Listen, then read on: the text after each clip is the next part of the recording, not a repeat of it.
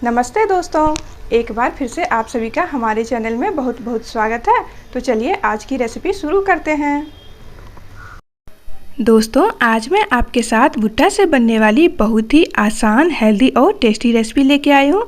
तो यहाँ पर देखिए कितना बढ़िया ये बनकर तैयार हुआ है और इसमें हमने ढेर सारी सब्जियों का इस्तेमाल किया है, तो जिससे ये हमारे स्वास्थ्य के लिए भी बहुत ही फ़ायदेमंद है। और जो लोग सब्जी खाना पसंद नहीं करते हैं उसे आप इस तरह से भुट्टे के साथ सब्जी भी खिला सकते हो। और ये कटलेट बहुत ही ज़्यादा टेस्टी लग रहा था खाने में। तो चलिए देर न करते हुए फटाफट से हम देख लेते हैं इस कटलेट को हम किस तरह से बनाकर तैयार किए हैं। हम भुट्टे की कटलेट बना रहे हैं, तो सबसे पहले हमें भुट्टे चाहिए। तो यहाँ पर मैं 3 भुट्टे ले ली हूँ, आप अपने हिसाब से ले लीजिएगा जितना आपको बनाना होगा। और इसके छिलके को और इसके ऊपर बाल वगैरह होते हैं तो उसे सबको अच्छे से आपको निकाल देना है। और देखिए इस तरह से इसे आराम से आपको इसका दाना निकाल लेना है। तो थोड़ा सा मुश्किल होता है इसका दाना निकालना, क्योंकि ये काफ़ी नरम अभी है, ये पके हुए नहीं है मक्की, तो इसलिए दाना को निकालने में थोड़ा सा समय लगेगा आपको। तो अच्छे से सभी दाना को निकाल ली हूँ मैं यहाँ पर। और इसे एक मिक्सी के जार में डालकर ढक्कन बंद करके और मिक्सी को थोड़ा सा रोक रोक कर चलाना है। तो देखिए यहाँ पर हमने इस तरह से इसे दरदरा पीस लिया है। तो ज़्यादा महीन पाउडर नहीं तैयार करना है, हल्का दरदरा इसे रखना है। तो अब इसे एक बड़े बर्तन में यहाँ पर मैं निकाल लेती हूँ। तो मिक्सी के जार में जितना भी ये हमने दरदरा करके रखा है सबको निकाल लिए हैं। और पीसते समय इसमें पानी बिल्कुल भी नहीं डाला था, हमने बिना पानी के ही पीसना है। और यहाँ पर देखिए हमने थोड़ा सा गाजर ले लिया है, लहसुन, हरी मिर्ची, अदरक, और यहाँ पर थोड़ा सा पत्ता गोभी ले ली हूँ 2 टुकड़ा, और एक शिमला मिर्च ले ली हूँ। सब्जियाँ इसमें आप अपनी पसंद के कोई भी ले सकते हैं। तो अब इन सब्जियों को हमें मिक्सी के जार में डाल देना है और पीस लेना है। तो सबसे पहले हमने अदरक, लहसुन, हरी मिर्ची डाला है। अदरक के छिलके को हटा के डालिएगा। और यहाँ पर गाजर को भी हमने छील लिया था और इसके बाद धो लिया था।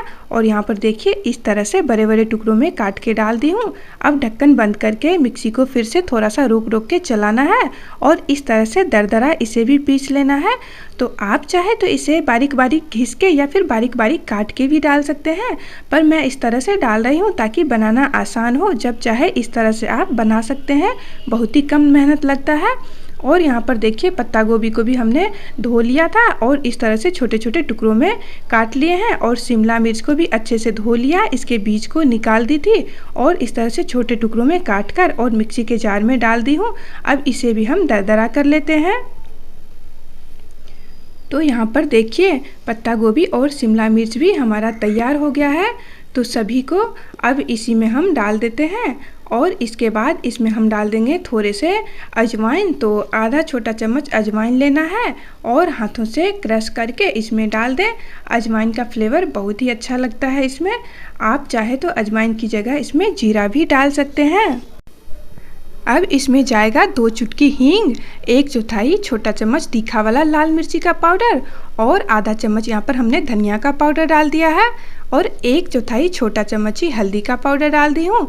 और यहाँ पर 1/4 छोटा चम्मच ही सब्जी का मसाला। और अब इसमें जाएगा आधा चम्मच से थोड़ा सा ज़्यादा मैं यहाँ पर डाल देती हूँ ये चाट मसाला। अगर आपके पास चाट मसाला है तो डालें, नहीं तो आप आमचूर का पाउडर भी डाल सकते हैं। अब 1/4 छोटा चम्मच ही यहाँ पर काला नमक डाल दी हूँ। और 1/4 छोटा चम्मच प्लेन नमक जो घर में हम सब्जियों में इस्तेमाल करते हैं। और थोड़ा सा धनिया पत्ता। और आप इसमें 10 से 12 पुदीने के पत्ते को भी बारीक बारीक काट के डाल सकते हैं। मेरे पास नहीं है इसीलिए मैं नहीं डाली हूँ अभी, जब रहता है तो मैं डाल देती हूँ। तो अब इसमें हमने जितनी भी सब्जियाँ मसाले वगैरह डाले हैं सबको हाथों से अच्छे से आपको भुट्टे के साथ मिक्स कर लेना है। तो ध्यान रखिएगा सब चीज़ें अच्छे से मिक्स होनी चाहिए, नहीं तो कहीं पे नमक ज़्यादा और कम रह सकता है। जब सारी चीज़ें अच्छे से मिक्स हो गई तब मैं यहाँ पर बेसन डाल रही हूँ। तो 1 कटोरी बेसन ली हूँ। तो अभी देख लेते हैं कितना लगेगा इसमें। तो थोड़ा थोड़ा बेसन डालिएगा, एक बार में ही ज़्यादा बेसन नहीं डालना है। और बेसन को मिक्स करने के लिए हमें इसमें पानी का बिल्कुल भी इस्तेमाल नहीं करना है। जितनी भी सब्जियां हमने इसमें डाली है तो उसे मिक्सी में चला के डाला है, तो ढेर सारा पानी ये छोड़ रहा है। तो पानी की वजह से ये अच्छे से मिक्स हो जाएगा बेसन। तो इसमें बिल्कुल भी पानी हमें नहीं डालना है।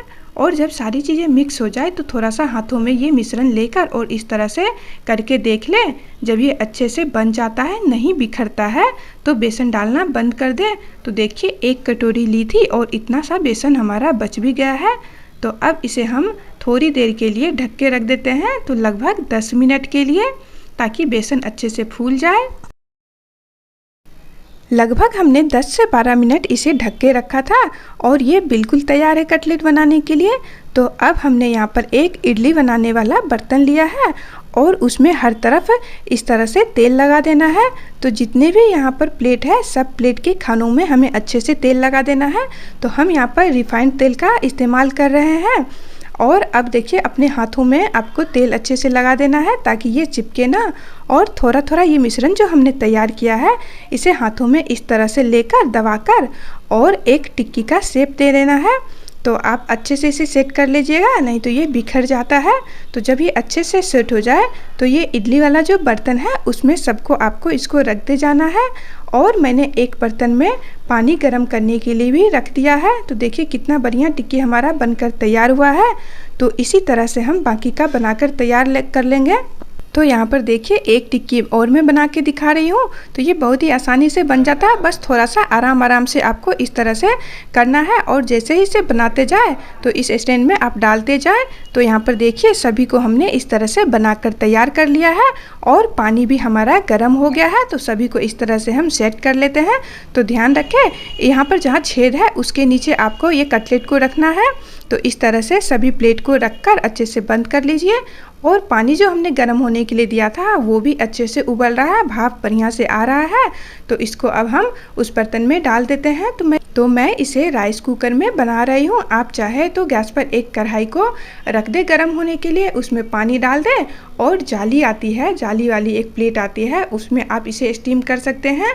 तो इस तरह से मैं रख दी हूँ और लगभग 20 मिनट इसे स्टीम होने दूंगी।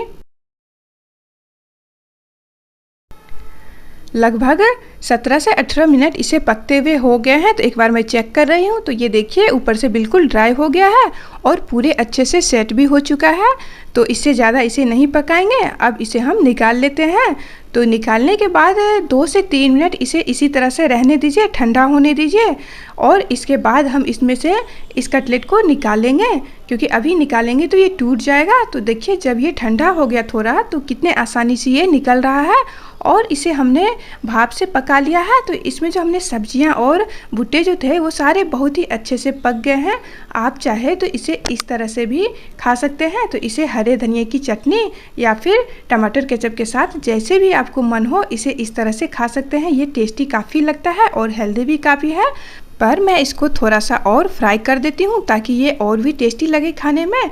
तो इसके लिए यहाँ पर एक पैन को गैस पर रख दी हूँ गर्म होने के लिए और इसके बाद इसमें मैं थोड़ा सा तेल डाल दी हूँ। आप चाहे तो ज़्यादा तेल डालकर और इसे डीप फ्राई भी कर सकते हैं, पर कम तेल में बनाइएगा तो काफ़ी अच्छा रहता है। तो तेल को अच्छे से गर्म कर लीजिए और इसके बाद गैस का फ्लेम बिल्कुल लो कर दीजिए और सारी टिक्की को यहाँ पर डाल दी हूँ मैं। तो एक बार में जितने आ सकते हैं पैन में उतने डालिए और इसे धीमी आंच पर अलट पलट करते हुए अच्छे से आपको सेक लेना है। तो आपको जिस तरह का पसंद हो, आपको ज़्यादा कुरकुरा करने का मन हो तो उतना कर सकते हैं। तो जिस तरह से आपका मन हो उस तरह से इसे आप धीमी आंच पर अच्छे से सेक लें। इसके बाद तो इसका स्वाद गजब का लगता है खाने में। तो इस टिक्की को आप जब चाहे खा सकते हैं, पर यह शाम की चाय के साथ बहुत ही ज़्यादा टेस्टी लगता है। तो यहाँ पर देखिए दोनों तरफ से अलट पलट करते हुए हमने अच्छे से टिक्की को सेक लिया है और ये कितना बढ़िया से सिक चुका है। तो इस तरह से आप इस भुट्टे की टिक्की को एक बार ज़रूर ट्राई कीजिएगा। ये बहुत ही ज़्यादा टेस्टी लग रहा था खाने में। इस टिक्की को आप अपने किसी भी मनपसंद चटनी के साथ खा सकते हैं। और जब बारिश हो रही हो तो बात ही क्या है, उसमें तो इसका स्वाद और गजब का हो जाता है। तो बारिश के मौसम में इस टिक्की को आप एक बार ज़रूर ट्राई कीजिएगा, आपको ये बहुत ही ज़्यादा पसंद आएगी।